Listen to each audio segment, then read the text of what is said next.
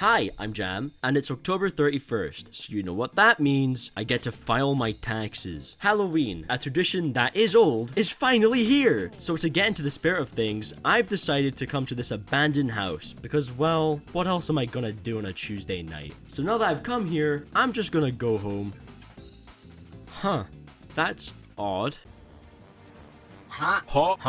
Me, I guess. Ba. Ha. Boo. Ba. Ba. Ba. Boo. Ha. Ba. Ha. Ba. Ha. Ha. Sure. What's your game? Ha. Ba. Ha. No!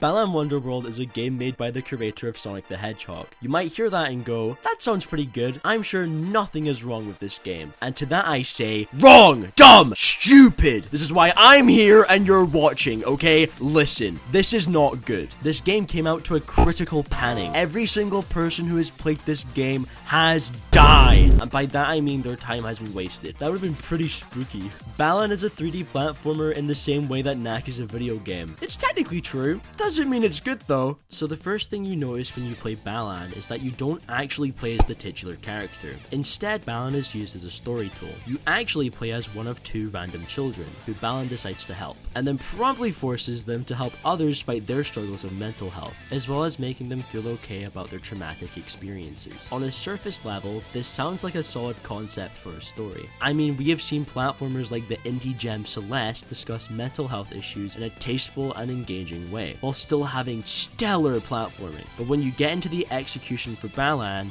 you realize very quickly that the idea should have stayed on paper. The game decides to tell you this story mainly through minimal dialogue cutscenes, so the game shows and doesn't tell, which in most cases I'm happy with, because frankly, a lot of stories in games end up talking about cooler sounding events than the actual one you're playing. But Balan is just so weird with everything that I think adding a small amount of context might have helped push the narrative in the right direction.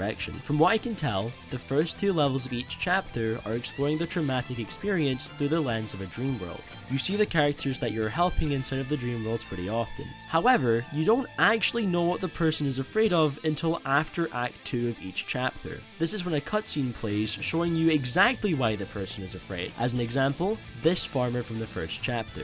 Then you fight a personification of their fears, and after you beat it, you bust a move with that person. Fuck it up, Farmer Ted. Repeat this for like 12 chapters and you have yourself Balan Blunderworld. This game's story is oftentimes a confusing mess, and it feels like the brainchild of someone working at 420. Haha, funny weak joke. But in all seriousness, the story fits the gameplay well, because oh dear god is it bad. As I've said before, Balan is a 3D platformer. Now in some platformers like Mario and Sonic, you can get different types of power-ups that can do a whole myriad of things. From giving you an electrical shield that has a double jump and also lets you stick to electrified walls, to throwing fireballs. They often come to help elevate existing gameplay, rather than being the gameplay itself. Can you take a guess what Balan does? If you said insider trading, you're actually not that wrong. No, of course Balan decided to make the power-ups the key purpose of gameplay, as the generic movement in this game is god-awful to begin with. When I think of 3D platformers, games like A Hat in Time and Mario Odyssey come to mind, mainly because of how they control. The movement in those games are so fluid. It feels like controlling smooth butter in the best way possible. You're able to combine your basic movements effortlessly while still having this somewhat rigid structure. In Balan, you can move,